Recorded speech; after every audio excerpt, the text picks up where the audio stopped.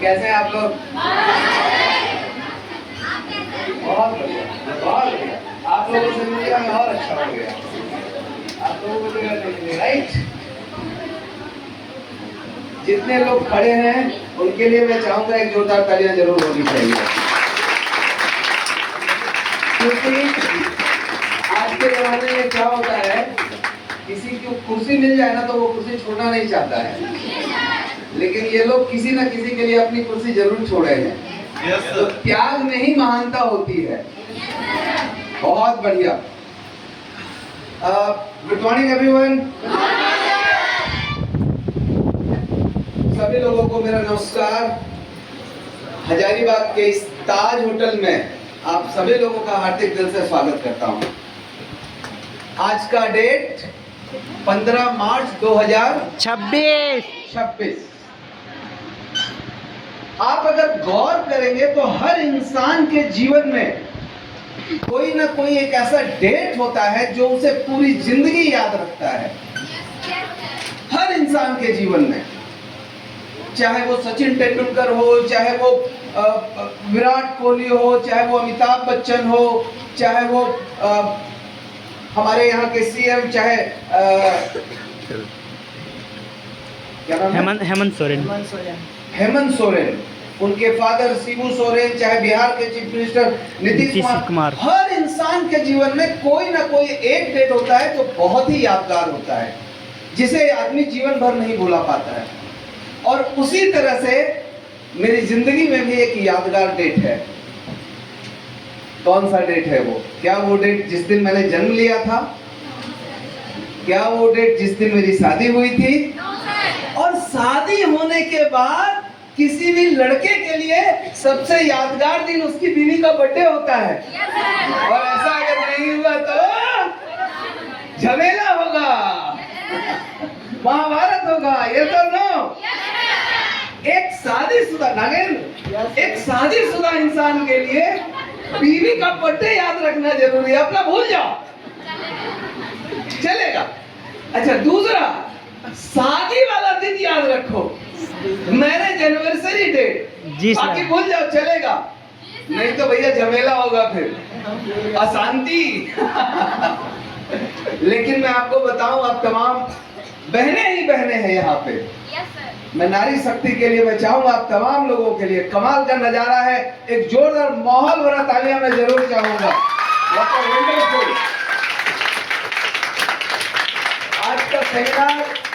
आज का सेमिनार ये दर्शाता है कि आज नारी शक्ति, महिलाएं, लड़कियां किस तरह से अपनी लाइफ के लिए सीरियस हो रही हैं और वो जीवन में अपने आप को आगे बढ़ाने के लिए किस तरह से संकल्पित हैं, जो जुनून से भरे हुए हैं। मैं बस यही कहूंगा कि ईश्वर आपको इतनी शक्ति दे कि कोई आपके हिम्मत और हौसले को तोड़ ना पाए। जीवन में सफल होने के लिए अगर आपके पास हौसला रह गया, देखिए हर दिन ऐसा होगा, आप मोटिवेट होंगे, फिर फ्रस्ट्रेट होंगे, मोटिवेट होंगे, फ्रस्ट्रेट होंगे। एक बार लगेगा मैं दुनिया जीत लूंगा, और दूसरे ही क्षण लगेगा हमसे ना हो पाएगा। होता है कि नहीं होता है ऐसा? ये द्वंद्व खुद के बीच में चलता है। बात सिर्फ व्यूज ऑफ की नहीं है। आप पढ़ाई कर रहे हैं, आप कोई कुछ काम ही कर रहे हैं, आप जॉब कर रहे हैं, आप व्यूज ऑफ कर रहे हैं, कभी आपका मन अंदर से उत्साहित होगा, लगेगा मैं सब कुछ कर लूंगी, और अगले ही पल लगेगा शायद हमसे कुछ नहीं हो पाएगा। और ऐसे ही बीच में कहना चाहता हूं कि ऊपर वाले जो भगवान है, परम पिता परमेश्वर है, अल्लाह है, जीसस है, गुरु ग्रंथ साहिब है, वो आप लोगों को इतनी शक्ति दे कि आपके हौसले ना टूटे, हिम्मत ना टूटे। अगर हौसला रह गया तो जीवन में आपको सफल होने से कोई नहीं रोक पाएगा। इस बात की गारंटी है। यस और नो? तो आप कभी मंदिर जाइए या मस्जिद जाइए तो ये मत बोलिए हे भगवान हमको एक स्प्लेंडर दिलवा दीजिए, कोई स्कूटी दिलवा दीजिए। है कि नहीं? देखिए, स्प्लेंडर और स्कूटी बोलेंगे तो हो सकता है स्प्लेंडर तक रुक जाएंगे, स्कूटी तक ही रुक जाएंगे। लेकिन उसकी जगह अगर हम मंदिर या मस्जिद जाएं और हम ये बोलें कि हे ईश्वर, हे अल्लाह, हे जीसस, हे भगवान, हमें कुछ मत देना, हमें बस इतनी शक्ति देना कि हमारी शक्ति जिंदगी भर टूटे नहीं, अपना आशीर्वाद मेरे साथ रखना, दुनिया के सारे जंग जीत लूंगा। और अगर ये मिल गया, अगर ये मिल गया, उनका आशीर्वाद मिल गया, हिम्मत और हौसला बनाए रखने का मंत्र मिल गया, तो आप स्कूटी भी ले सकते हैं, बाइक भी ले सकते हैं, कार भी ले सकते हैं। लखटकिया कार हो सकता है कि वो कौन सा टाटा का खत्म हो गया वो मॉडल, टाटा नैनो जब लॉन्च हुआ था तो 1 लाख रुपए में था, लखटकिया कार बोलते थे। हो सकता है लखटकिया कार ले पाए। और ये भी पॉसिबल है कि मर्सिडीज, BMW या कोई बड़े ब्रांड की, महिंद्रा, कोई बड़े ब्रांड की करोड़ों रुपए की कार तक भी पहुंच सकते हैं। तो इसीलिए हमें अगर कुछ मांगना चाहिए तो ये नहीं मांगना चाहिए कि हे भगवान हमें ये दे दो, बल्कि हमें हिम्मत, हौसला और शक्ति दो ताकि मैं जीवन में कभी हार ना मानूं। वर्ल्ड कप अभी समाप्त हुआ है ना? Yes sir. पहले सबसे पहले आपको बधाई।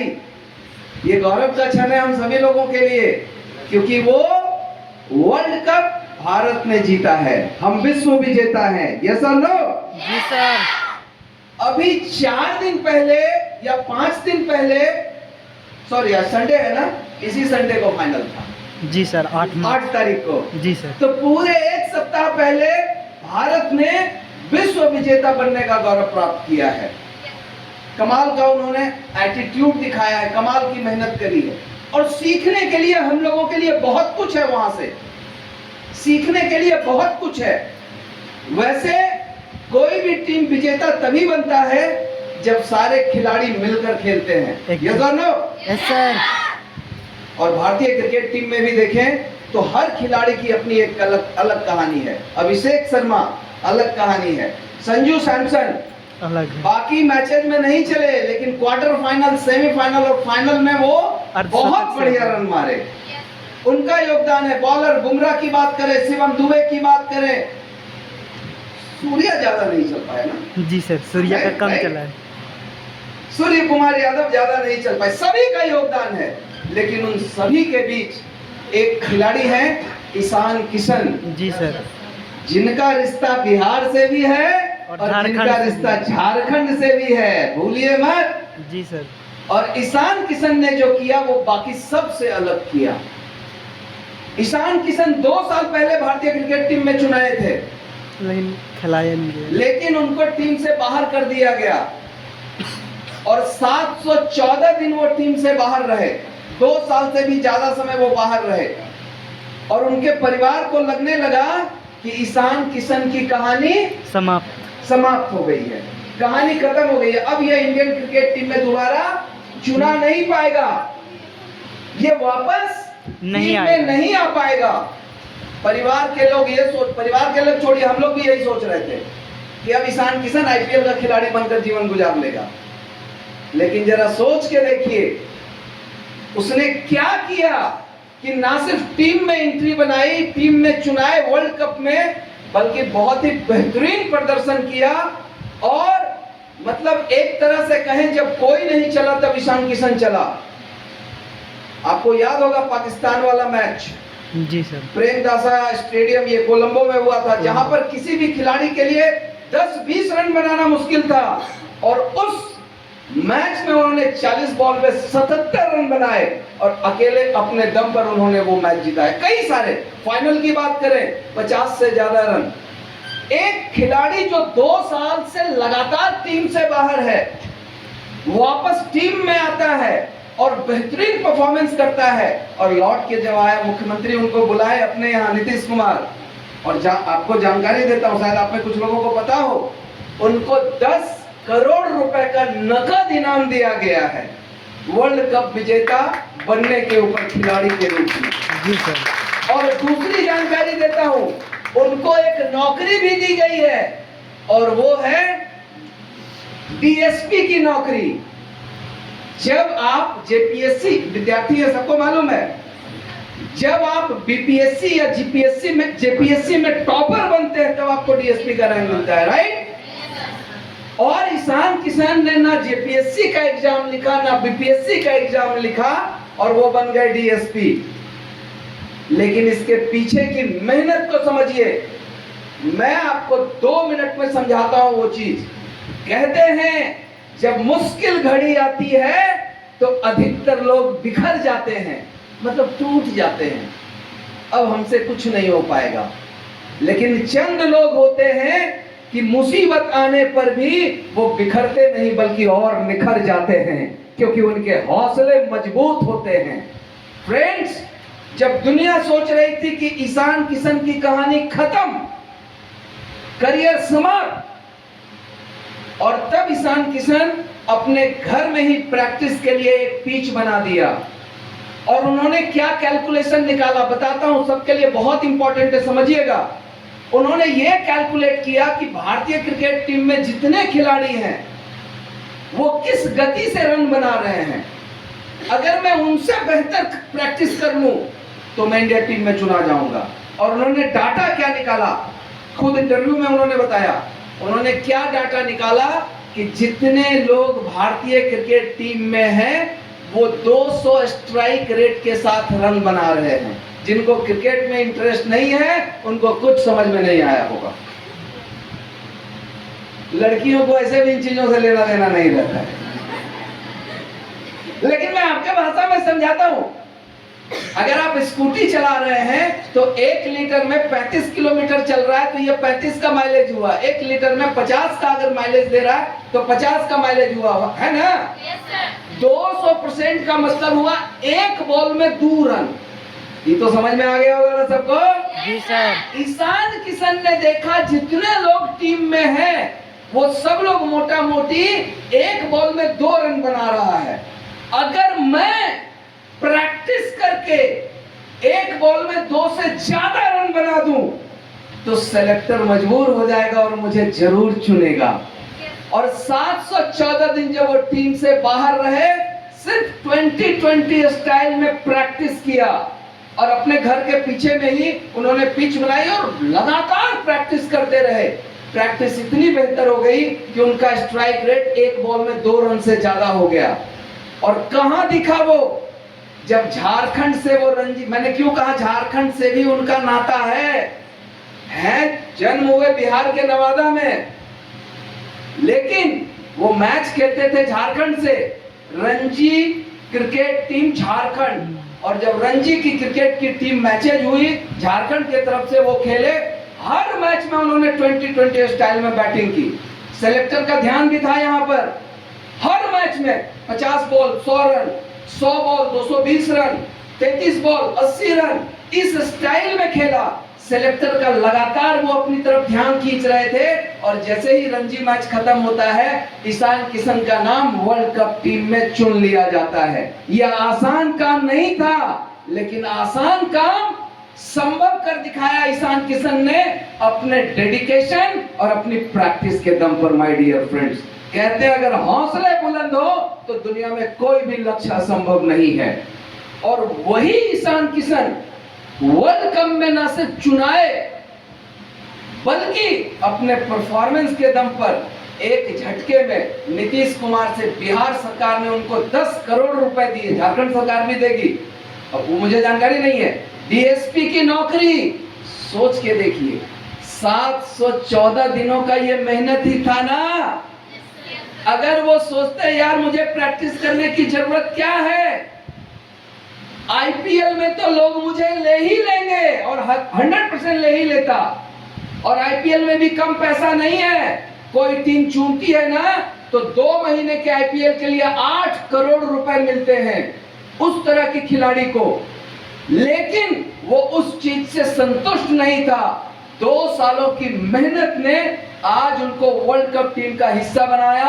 एक झटके में कैश 10 करोड़ रुपए और डीएसपी की नौकरी, और पूरे हिंदुस्तान में उनके नाम का जलवा शानदार बना दिया अपना। तो ये होता है अचीवमेंट, और ये होता है हिम्मत और हौसले की ताकत।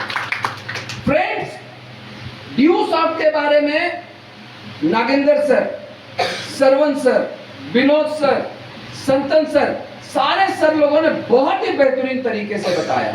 और मैं नहीं चाहता हूं कि ड्यू सॉफ्ट के बारे में और बोल के मैं आपको पकाऊं। मैं क्या बात करना चाहता हूं? मैं सिंपल यह बात करना चाहता हूं कि कामयाबी का मूल मंत्र क्या होता है। क्यों इस दुनिया में कुछ लोग सुपर सक्सेसफुल बन जाते हैं, कामयाब इंसान बन जाते हैं, क्यों कुछ लोग टॉप पे पहुंच जाते हैं, पूरा हिंदुस्तान उनका गुणगान करती है। क्रिकेट टीम की ही बात करता हूं, महिला क्रिकेट टीम, सिर्फ पुरुषों ने वर्ल्ड कप नहीं जीता है, बल्कि महिलाओं ने भी क्रिकेट का वर्ल्ड कप इस साल भारत में ही जीता है, और ये मात्र 1 महीना पहले की बात है, 2025 में। और कप्तान Harmanpreet Kaur. My dear friends, तो क्या कारण होता है? आप सोचिए, 11 खिलाड़ी जो टीम में है, भारतीय क्रिकेट टीम में, महिला क्रिकेट टीम में, आज पूरी दुनिया, पूरा हिंदुस्तान उनको सैल्यूट कर रही है। क्यों कुछ लोग बहुत कामयाब हो जाते हैं, नाम, पैसा, शोहरत, सफलता सब कुछ उनके पास होता है, और ऐसे लोगों की संख्या 3 से 4% होती है। 100 में से 3 से 4 लोग इस तरह के होते हैं, बाकी 100 में से 95 से 96 लोग साधारण जीवन जीने को मजबूर होते हैं। डियर फ्रेंड्स, अभी एक न्यूज में पढ़ रहा था, राजस्थान चूरू की रहने वाली एक महिला, और वो एक बच्चे की मां है, 7 साल का बच्चा है उनका, चूरू राजस्थान, और वो शादी के बाद भी तैयारी करती रही, और उन्होंने जज बनने का, अभी इस एज में भी वो ऑलमोस्ट 35-36 साल का एज, या 40 साल का एज, और इस एज में भी उन्होंने वो जज का एग्जाम निकाली और वो जज बनी है। अभी मैं क्या बात कर रहा हूं? मैं ये बात कर रहा हूं कि हम सभी लोग इंसान हैं, सफलता हासिल करना हमारा परम कर्तव्य है, और इस बात को समझिए, ये जीवन बेशकीमती है, ये जीवन बहुत इंपॉर्टेंट है। आप चाहें तो सुबह शाम खा पी के सो करके पूरी जिंदगी गुजार सकते हैं, आया राम गया राम टाइप का जीवन होगा, भूले भटके आए इस दुनिया में और भूले भटके चले गए। लेकिन अगर चाहें तो इस दुनिया में जाने से पहले अपना नाम इस पूरी दुनिया में छोड़ के जा सकते हैं और अपनी सफलता का परचम लहरा सकते हैं। मैन, इंसान पैदा होता है विजेता बनने के लिए। Man born to win. हम कोई जानवर नहीं है जो सिर्फ यहां खाने के लिए और सोने के लिए पैदा हुए हैं। हम इंसान हैं, इस दुनिया के सर्वशक्तिशाली प्राणी, सर्वशक्तिमान। हमारे पास ब्रेन है, हम सपने देख सकते हैं, हम सपने पूरे भी कर सकते हैं, और भगवान ने किसी के साथ अन्याय नहीं किया है। भगवान ने हर किसी को बराबर शक्ति दी है, बराबर ब्रेन दिया है। हर किसी के पास 25 ग्राम का ब्रेन है, हर कोई सोच सकता है, हर कोई सपने देख सकता है। ये आपकी इच्छा शक्ति पर निर्भर करता है, यह आपकी कमिटमेंट पर निर्भर करता है कि आप जीवन बदलना चाहते हैं या नहीं बदलना चाहते हैं। किसी ने सही कहा है, जिंदगी मिलेगी ना दोबारा। माय डियर फ्रेंड्स, दुनिया में आए हो तो, कुछ लोग गाना गाते हैं ना, दुनिया में आए हो तो लब कर लो, थोड़ा सा जी लो, थोड़ा थोड़ा मर लो। इस उम्र में कुछ लोग लब करने में व्यस्त होंगे, लेकिन इसी उम्र में कुछ लोग अपनी जिंदगी को बनाने में व्यस्त होंगे। आपको मैं एक फोटो दिखाता हूं। इस साल का 4 दिन पहले आईएएस का रिजल्ट आया है जी। जो टॉपर है वो राजस्थान से है, अनुज अग्निहोत्री जी। उनके नाम की चर्चा काफी हुई है, पर सेकेंड रैंक कौन आया है इसके बारे में कोई बता सकते हैं? मैं आपको फोटो दिखाता हूं।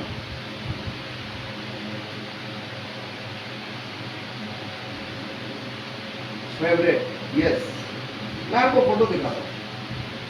थोड़ा सा पहले बता दूं, 4-5 दिन पहले आईएएस का रिजल्ट आया है। जो टॉपर हैं अनुज अग्निहोत्री, वो राजस्थान रावत भाटा के रहने वाले हैं, और सेकेंड रैंक पर जो आया वो कोई पुरुष नहीं है बल्कि वो एक लड़की है। और फिर से मैं नारी शक्ति के लिए एक बार फिर से चाहूंगा जोरदार तालियां बजाने के लिए। बात आईएएस की नहीं है, बात इच्छा शक्ति की है। पुरुषों के साथ मजबूती से कदम बढ़ाने की बात है। हम में से अधिकतर लोगों को लगता है, कुछ शादीशुदा लोग होंगे तो उनको लगता है कि हो गया भाई, हम काला दिमाग लगाए, अब हमारे पति जी है ये, वो दिमाग लगाएंगे, हमको तो बस खाली मोबाइल देख के यूट्यूब देखना है। काहे भैया, काहे दीदी, क्यों? भगवान ने आपको भी 5 ग्राम का ब्रेन दिया है, आपको अपनी पहचान बनाने का मौका दिया है। माना कि आप आईएएस की तैयारी नहीं कर सकते हैं, पर कोई ऐसा काम होगा जो आप कर सकते हैं, तो क्यों नहीं हम अपनी आइडेंटिटी बनाएंगे, क्यों नहीं हम अपनी पहचान बनाएंगे। तो सेकंड रैंक ये तमिलनाडु चेन्नई की रहने वाली हैं और नाम है रागेश्वरी। रागेश्वरी। और फोटो अगर आप देखेंगे ना, मैं आ रहा हूं, पीछे तक आ रहा हूं, फोटो जब आप देखेंगे ना तो आपको लगेगा यार इससे तो बेहतर मैं ही हूं। अगर ये कर सकती है, क्या कौन सा अचीवमेंट है? आईएएस सेकेंड रैंक, दुनिया का सबसे कठिन परीक्षा, आईएएस सेकेंड रैंक।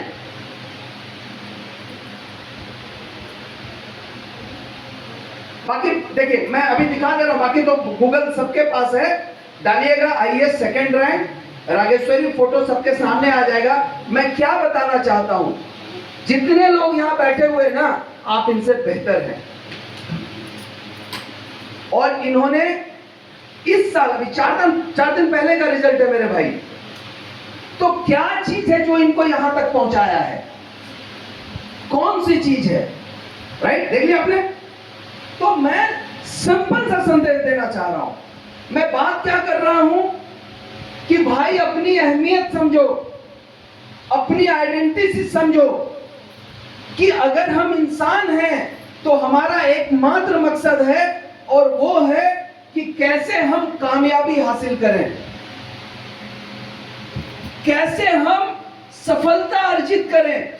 मैं छोटी सी बात बता रहा हूं, अगर आप में से कुछ लोग शादीशुदा हैं, कुछ लोग आने वाले कल में शादीशुदा होंगे, अगर आपके बच्चे आपको रोल मॉडल नहीं मानते हैं, अगर वो रोल मॉडल मानते हैं शाहरुख खान, अमिताभ बच्चन, अक्षय कुमार या सलमान खान या अजय देवगन या विराट कोहली या सचिन तेंदुलकर, अगर आपके बच्चे आपको अपना रोल मॉडल नहीं मानते हैं, तो ये आपका फेल्योर है,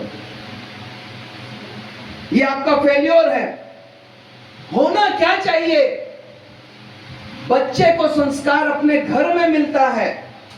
किसी परिवार में जब भोजपुरी बोली जाती है ना, तो बच्चों को भोजपुरी सिखाया जाता है क्या? अच्छा ये बताइए, यहां जितने लोग बैठे हुए हैं, या तो बच्चे वाले होंगे या बच्चे वाले बनेंगे। क्या सभी लोग नहीं चाहते कि आपका बच्चा वो करे कि पूरी दुनिया में नाम रोशन करे? किसी भी फील्ड में, चाहे पढ़ाई के फील्ड में, ड्यू सॉफ्ट के फील्ड में, क्रिकेट के फील्ड में, एक्टिंग के फील्ड में, यस और नो? अब आप समझिएगा, दूसरा लाइन बोलने जा रहा हूं। दिक्कत कहां पे होती है? अंतिमा, निशांका, राइट।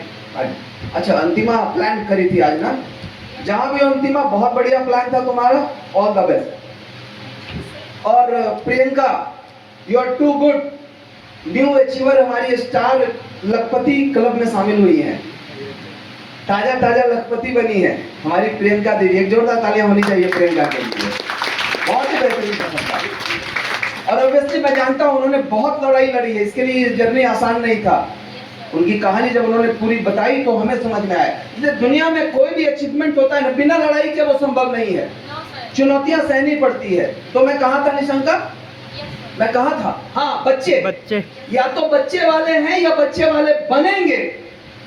तो घर में बच्चों को, अगर आपके घर में इंग्लिश बोली जाती है तो बच्चा को अंग्रेजी का ट्रेनिंग दीजिएगा क्या?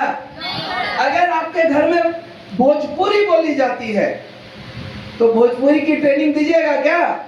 अगर मगही बोली जाती है तो मगही की ट्रेनिंग नहीं देंगे, और नगपुरिया बोला जाता है तो नगपुरिया का ट्रेनिंग देंगे क्या?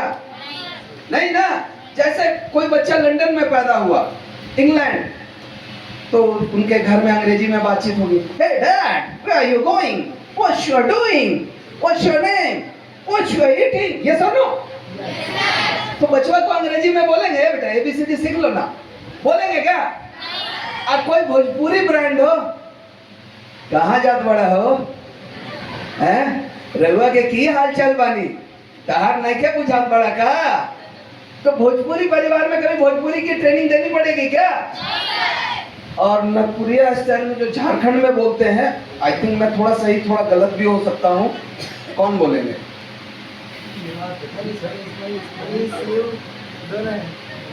अरे भाई देहात में कैसे बोलते हैं? खोरठा भाषा। खोटा खोटा। हाँ, एक लाइन कुछ बोलो ना। जैसे हम लोग बोलते हैं कहाँ जाए थे, कहाँ करे थे, ये है वाला, ये वाला एकदम एक नंबर। कहाँ जाई थी की खाई, जैनी की नहीं, खैनी की नहीं। एक नंबर, मस्त।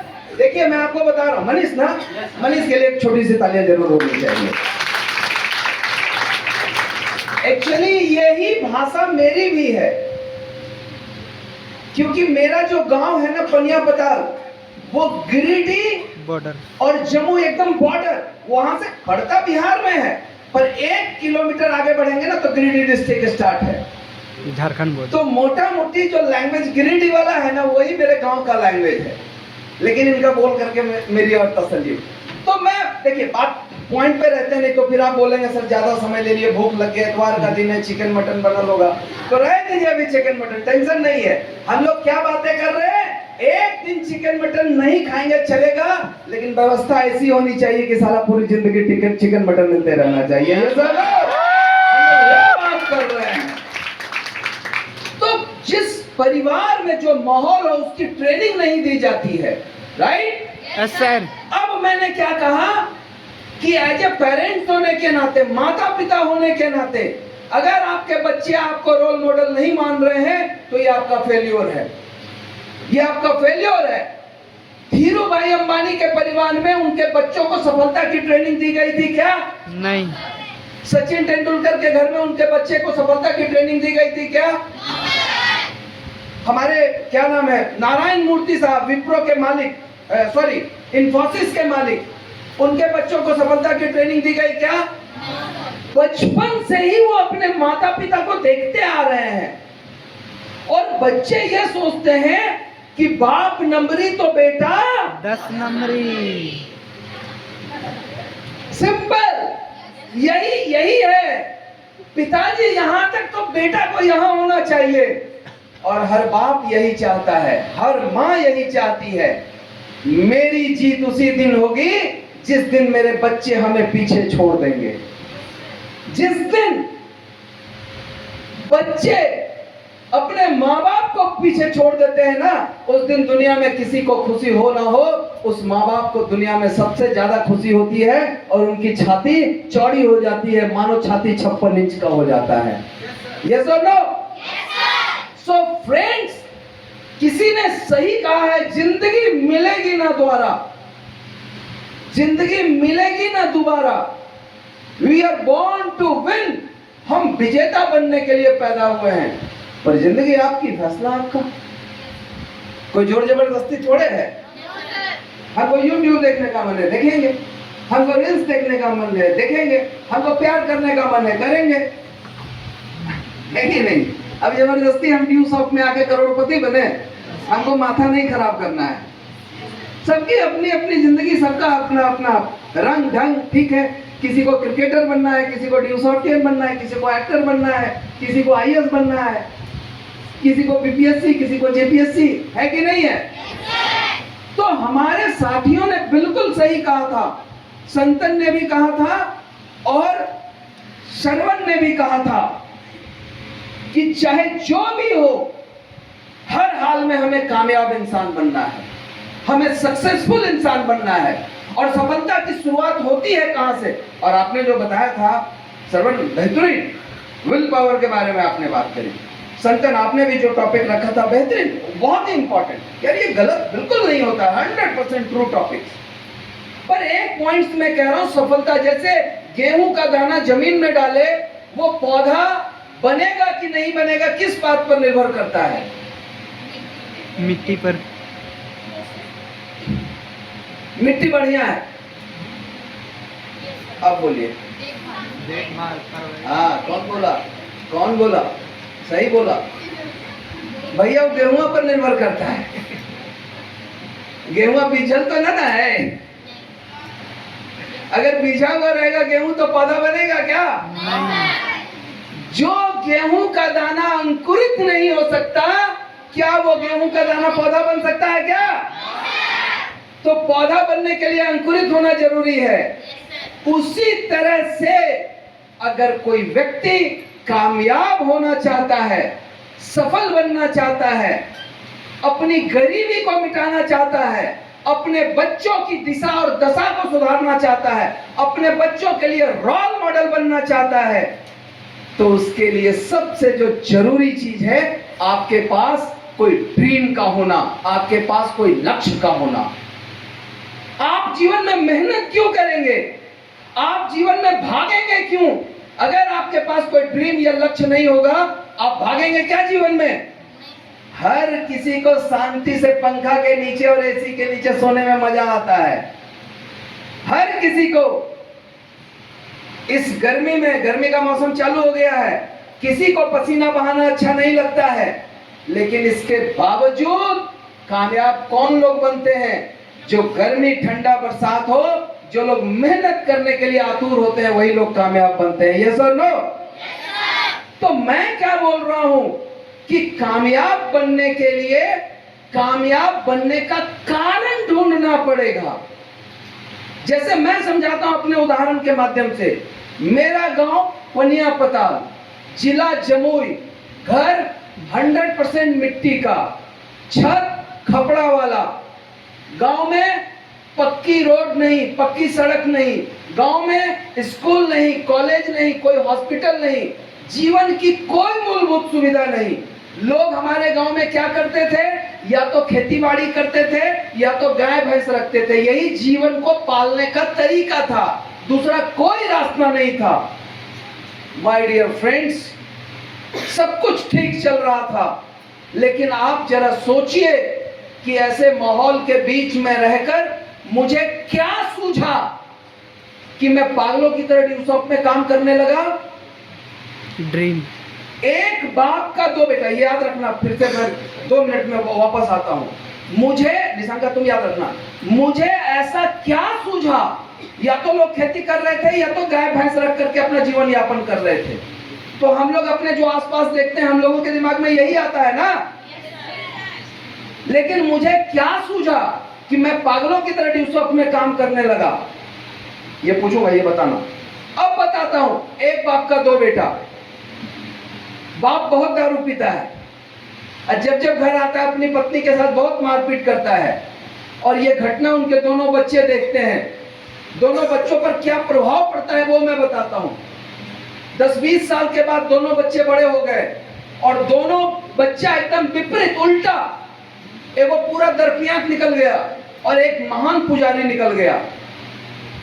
एक आदमी कोई आए हुए थे उस गांव में, तो पूछता है वो लड़का से जो दारू पीता था, अरे बहुआ इतना तुम दरपियांक कैसे निकल गया हो?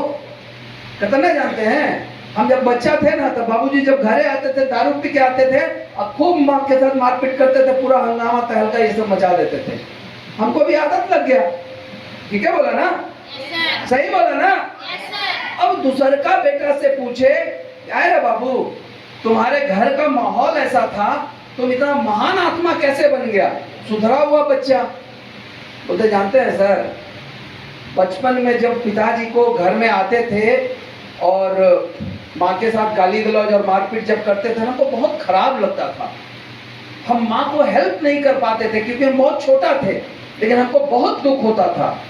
और जब हम धीरे धीरे बड़ा होने लगे ना, तो हमारा दुख इतना बढ़ता गया ना, हम उसी बीच कसम खा लिए कि जीवन में हम कभी दारू को हाथ नहीं लगाएंगे और किसी भी औरत को हम गाली गलौज नहीं करेंगे, किसी भी औरत के ऊपर हम कभी हाथ नहीं उठाएंगे, तो एक तरह से समझिए तो ये सब संस्कार हमको पिताजी से ही मिला है।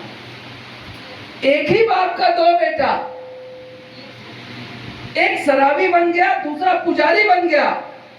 उसी तरह से एक ही घर में एक ही बाप का दो बेटा, एक कार का ड्राइवर बन जाता है और दूसरा कार का मालिक बन जाता है। होता है कि नहीं होता है ऐसा? जैसी सोच वैसी प्राप्ति, जैसी सोच वैसी प्राप्ति। आप जो सोचेंगे वो आपको 100% मिलेगा। सो सोचने के, अगर आप ये सोचते हैं अब हमको मेहनत करने का क्या जरूरत है, अगर शादीशुदा नहीं है तो बाबूजी का होटल जिंदाबाद, शादीशुदा है पति जी का होटल जिंदाबाद। अगर बाय द वे ऐसा सोचते हैं तो आपकी सोच आपको मुबारक हो। लेकिन ऐसे ही माहौल के बीच चूरू की रहने वाली वो महिला, राजस्थान की, 40 साल की उम्र में, लोग बोलते थे देखना बच्चा का पढ़ने का उम्र है, अब खुदे पढ़ाई कर रही है, ये कोई उम्र है पढ़ने का? आप बताइए, पढ़ाई का कोई उम्र होता है क्या? नहीं। और 40 साल की उम्र में वो डिस्ट्रिक्ट जज बन गई। ये बहुत बड़ी अचीवमेंट है माय डियर दोस्त। हजारों लाखों एग्जाम्पल पड़े हुए हैं। सबसे पहली चीज कि अगर आप कामयाब होना चाहते हैं तो आपके जीवन में आपके पास कोई ना कोई लक्ष्य होना चाहिए। अब मैं अपने कहानी के ऊपर आता हूं, जो निशांका को मैंने याद रखने के लिए बोला था। मुझे ऐसा क्या दिखा या क्या लगा था कि मैंने पागलों की तरह ड्यूसॉफ्ट में काम करना शुरू किया, क्योंकि मैंने जब होश संभाला तो मैंने क्या देखा? दुख ही दुख, तकलीफें ही तकलीफें। मेरे घर में कोई बीमार पड़ता था ना, तो 4-5 दिन पहले उसको पेट सुना देते थे। गांव का भाषा बोल रहे हैं, आप में से कुछ लोग समझेंगे मेरी बात को। पेट को सुना देते थे, यानी 5 दिन खाने नहीं देते थे, ताकि बीमारी ठीक हो जाए। और बहुत कमजोर हो जाते थे, मुझे खुद अपनी याद है, मैं बहुत कमजोर हो गया। फिर खटिया पे टंगा के जमुई गए इलाज के लिए, ऐसा होता था। तो गांव ये जब माहौल देखता था ना, तो ये जब होश संभाला तो मुझे बहुत बुरा लगता था कि आने वाले कल में ऐसा दिन देखना नहीं पड़े। बरसात के दिन में जब छत से पानी चूता था ना, तो मतलब वो बुरा लगता था। और फिर लगता था हम जब बड़ा होंगे ना तो कुछ ऐसा करेंगे कि ये दिन मेरे जीवन में नहीं आए।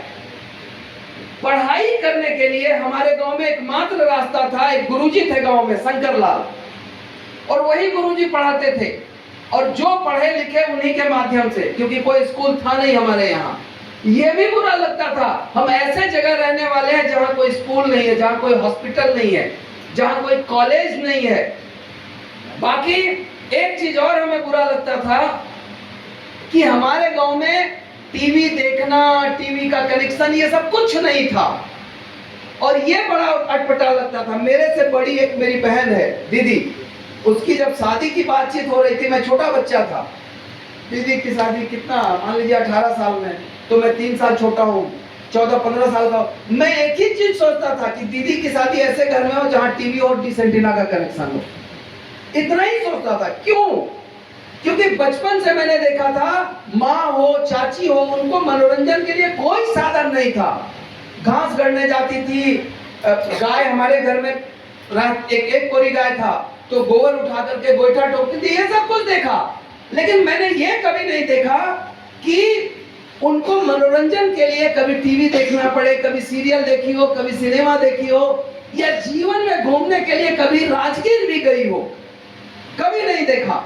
और ये चीजें मेरे दिल में कचोटता गया, जमा होते गया, जमा होते गया, जमा होते गया। और मेरे मन में यही चलता रहा, जिस दिन अगर मुझे मौका मिला ना, तो चुन चुन के परिवार की एक एक समस्याओं को दूर करूंगा और सारे समस्याओं को जड़ से उखाड़ फेंक दूंगा।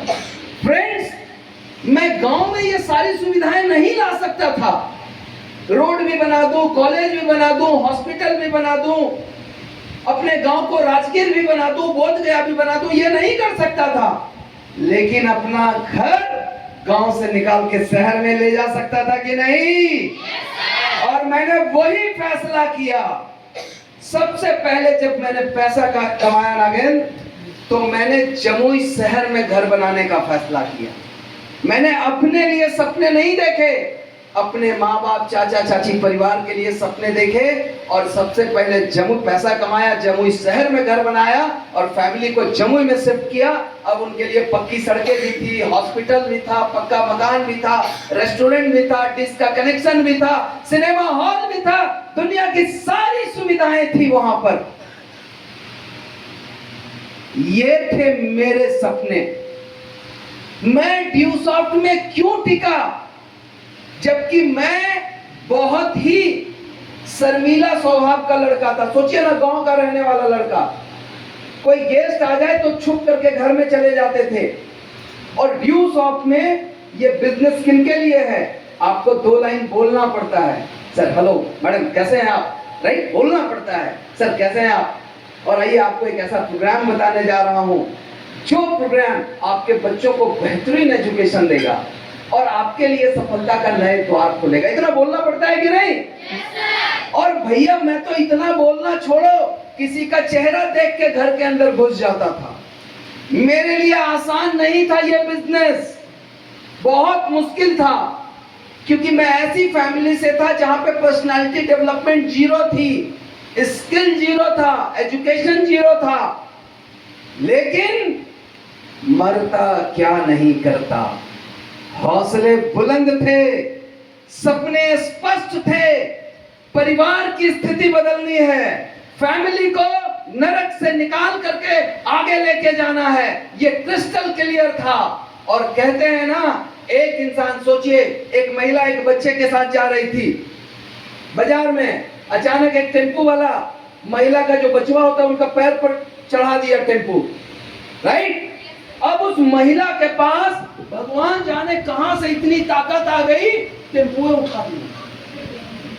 सोचिए इसको क्या कहते हैं? इसको कहते हैं कि जब इंसान के जीवन के साथ मतलब अति होता है ना, तो उसके अंदर एक अजीब ताकत आ जाती है। होता है कि नहीं होता है?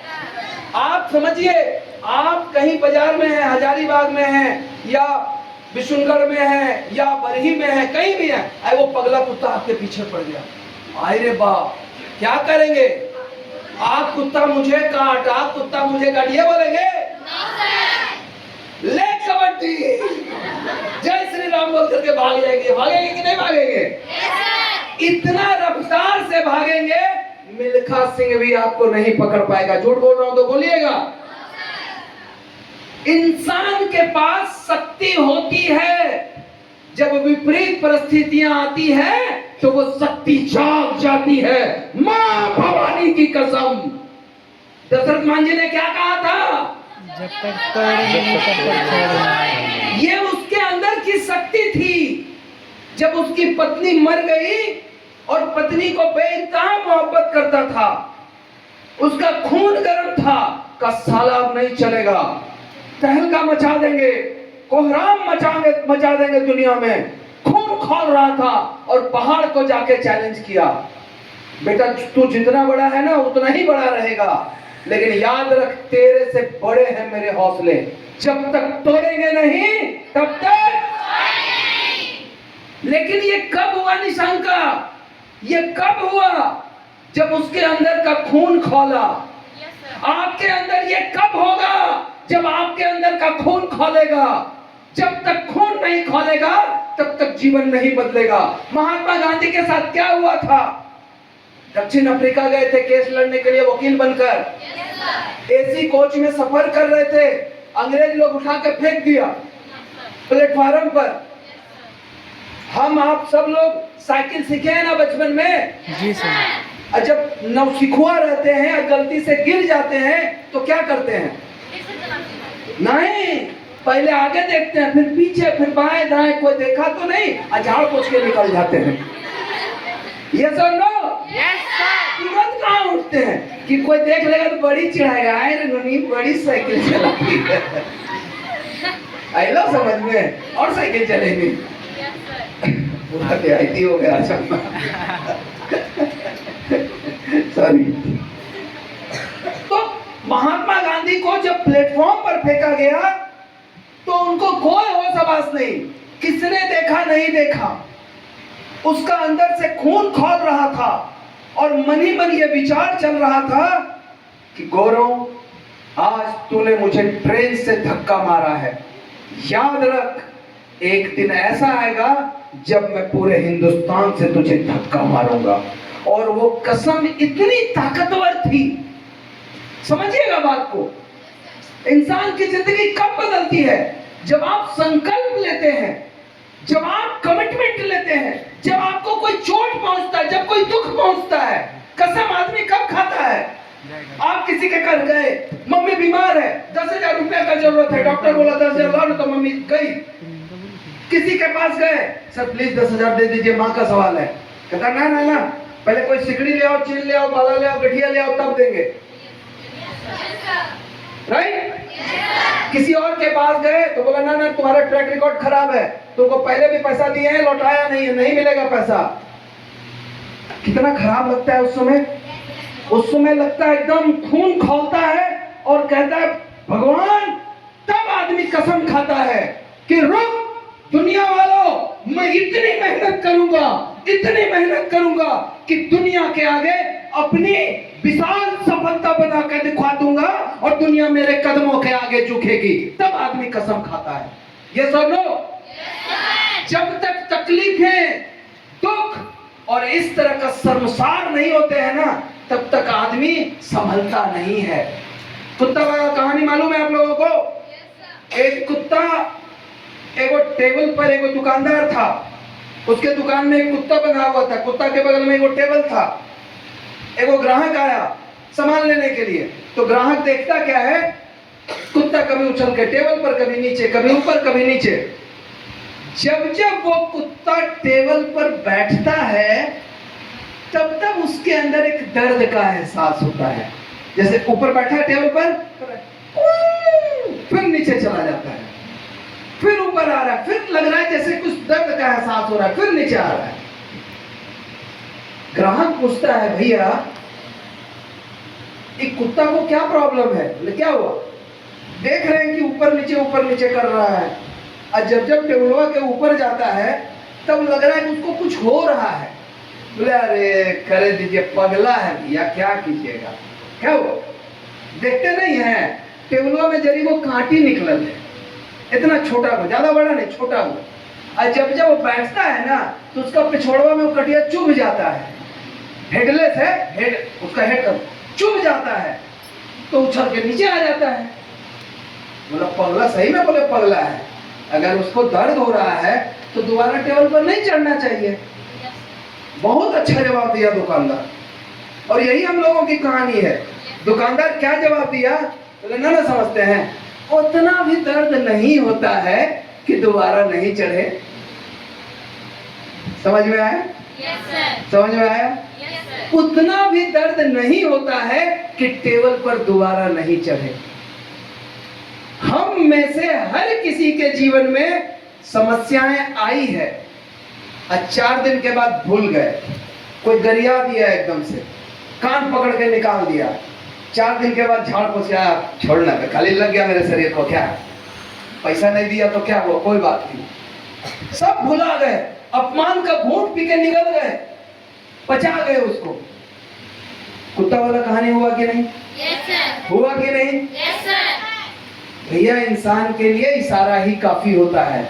महात्मा गांधी को जब प्लेटफॉर्म पर फेंका गया तो कसम खाए, गौरव तूने मुझे ट्रेन से धक्का मारा, एक दिन आएगा मैं तुझे हिंदुस्तान से धक्का मारूंगा। और संकल्प इतना मजबूत था, अंग्रेजों के पास गोली, बम, बंदूक, तोप क्या नहीं था। चाहते तो एक बार में तोप के सामने उड़ा देते, था कि नहीं? लेकिन जब हौसले बुलंद हो और इतने बड़े वो देश के नेता बन चुके थे, अंग्रेज ये कभी कर नहीं सकता था। अगर ऐसा वो करता तो पूरे देश में खून खून हो जाता। यस और नो? और महात्मा गांधी ने अपने संकल्प के दम पर 15 अगस्त 1947 को भारत देश को आजादी दिलाई। मैं सिंपल एक उदाहरण से बताना चाहता हूं, किसी का भी एग्जाम्पल आप देख लें, चाहे एपीजे अब्दुल कलाम साहब की कहानी हो, कमाल का स्टोरी एपीजे अब्दुल कलाम। मतलब इतने पागल वैज्ञानिक, शादी का दिन, बाराती आया हुआ उनके घर पर, आज उनकी शादी होनी है और वो एक्सपेरिमेंट करने में अपने लैब में इतनी बिजी थे, भूल गए। 4 बजे भोर में याद आया, अब गए, तब तक बाराती लौट चुकी थी। तो कसम खा लिए शादी नहीं करेगी। शादी किया क्या वो? नहीं। ये कहानी है उनकी। जब आप जुनूनी भरे हो जाते हैं, जब आपके अंदर पागलपंती आ जाती है, तो दुनिया आपको सलाम करती है, दुनिया आपको सल्यूट करती है माय डियर फ्रेंड्स।